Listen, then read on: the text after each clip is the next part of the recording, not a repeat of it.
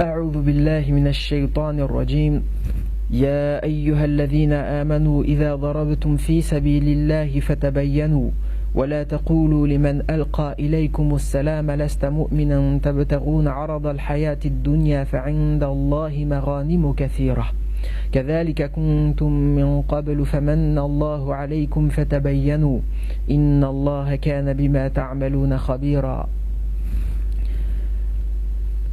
Sixième épisode de la série sur le combat sur soi, le combat spirituel, le fameux djihad interne. Et cette série tend à montrer à travers ce verset que même les versets qui parlent à proprement parler du combat externe, du combat armé, en tout cas des versets qui, encore une fois, doivent être contextualisés par rapport aux événements de l'époque, et bien que même dans ces versets, il y a toujours une dimension spirituelle.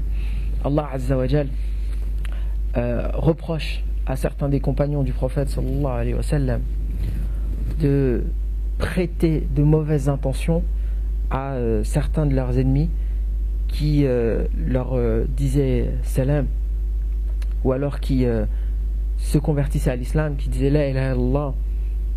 Et en fait, il disait, ses compagnons, que la seule raison pour laquelle ils montraient des signes de conversion à l'islam, c'était pour se préserver ou pour garder leur butin ou pour ne pas se faire tuer, etc. Et bref, Allah leur dit de combattre en fait quelque part leur propre passion, parce que sous-entendu leurs véritables intentions c'était de déposséder ces gens-là de leurs biens, en fait de faire du butin tout simplement.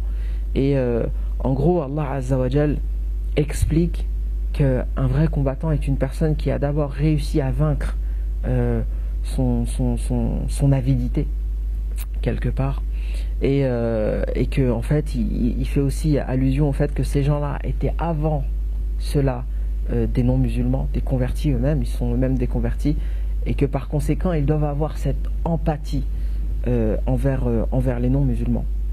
Et ce verset il m'interpelle, et j'ai choisi de le citer parce que je trouve qu'il illustre parfaitement les propos d'Ibn al-Qayyim qu'on a mentionné dans la première vidéo, il me semble, qui dit que le djihad nafs il passe avant le djihad al-adou, c'est-à-dire que le combat interne a préséance sur le combat externe, parce que il n'est pas possible d'être quelqu'un de vertueux.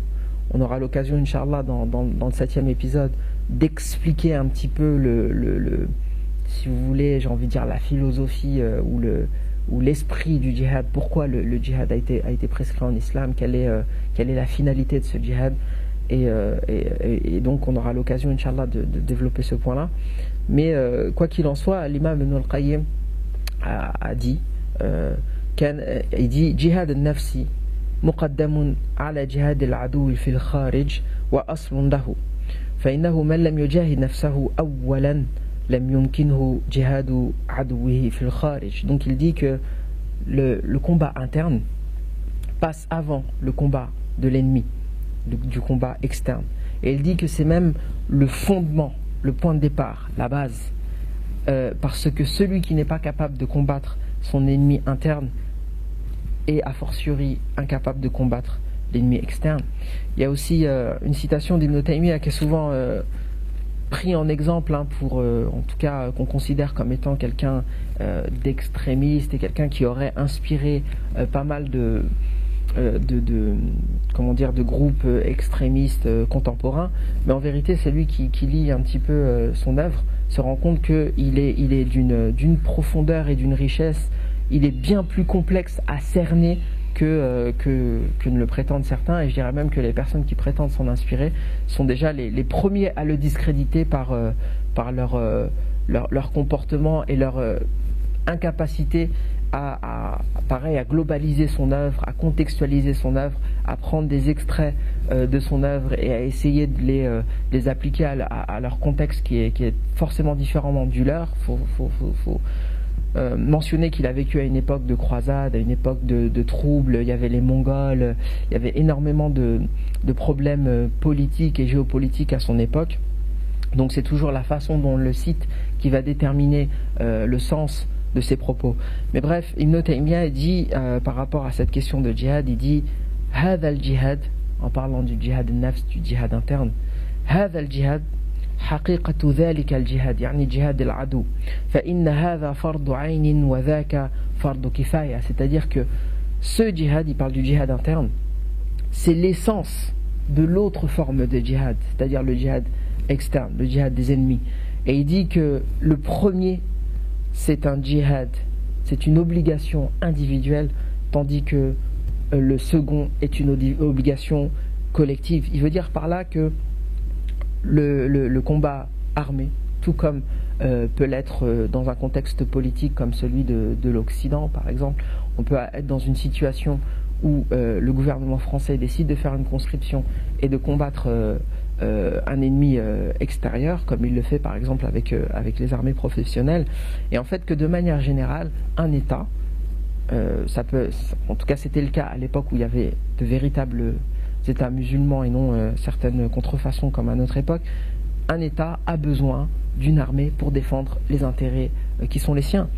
Et Ibn Taymiyyah dit qu'en fait ce combat-là, cette armée-là, c'est quelque chose, c'est une obligation collective.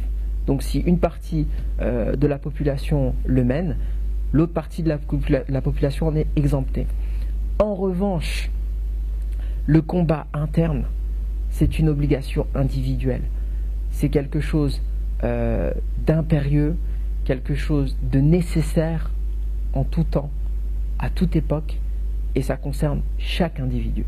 Et ça, c'est les soi-disant théoriciens du djihad, hein, comme certains médias les présentent. En tout cas, on parle des théoriciens du classique, les soi-disant inspirateurs de pas mal de mouvements contemporains, qui le disent. C'est pas autre chose. Ibn Rajab, qui est l'un des élèves justement d'Ibn Taymiyyah, il dit قال بعض الصحابة لمن سأله عن الغزو قال ابدأ بنفسك فاغزوها وقال بعض الصحابة toujours قال وابدأ بنفسك فجاهدها. Donc Ibn Rajab al-Hanbali parle des compagnons, cite les compagnons du prophète sallallahu alayhi wa sallam, et dit que certains des compagnons ont été questionnés sur la question du djihad et il leur disait commence par toi-même, commence par te combattre toi-même, mène une bataille, livre une bataille contre ta propre âme. Et donc Ibn Rajab il conclut cette citation en disant wa a'zamu mujahadati nafsi wa a'zamu al-jihad mujahadati nafsi ala ta'atillah. Non, excuse-moi, j'ai mal cité le verset. Il dit, enfin la citation, il dit a'zamu mujahadati nafsi ala ta'atillah imaratu buyutillahi ou buyutihi bidhikr wa ta'a. C'est-à-dire que le plus grand djihad, le plus grand combat que l'on puisse mener dans dans le domaine du combat interne et spirituel, c'est le combat que l'on mène en fréquentant les maisons d'Allah, en évoquant le nom d'Allah dans ces maisons, dans ces mosquées, et en se livrant à la dévotion dans ces lieux sacrés.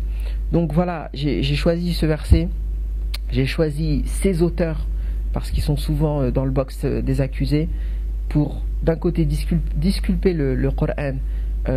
C'est pas cet ouvrage de violence sans sans merci et sans pitié comme certains peuvent le comprendre. Après je leur trouve des excuses, hein. C'est vrai que les traductions ne sont pas terribles, c'est vrai qu'ils n'ont pas accès à la langue arabe, et pareil, les soi-disant auteurs classiques, inspirateurs du djihadisme, etc., sont des gens avant tout très spirituels, à qui n'a pas échappé justement cette dimension spirituelle du Coran. Et Inch'Allah, dans la dernière vidéo, on expliquera un petit peu comment l'islam a un petit peu conceptualisé cette notion de djihad. Est-ce que l'islam est une religion de paix ou une religion de guerre? Et je conclus Inch'Allah là-dessus. Subhanakallahumma wa bihamdik ashhadu an la ilaha illa ant astaghfiruka wa atubu ilayk wa jazakumullahu khairan. Wassalamu alaikum wa rahmatullahi wa barakatuh. Si vous avez trouvé que cette vidéo est bénéfique, intéressante, alors partagez-la et retrouvez-la ainsi que le reste des épisodes sur sodakra.fr.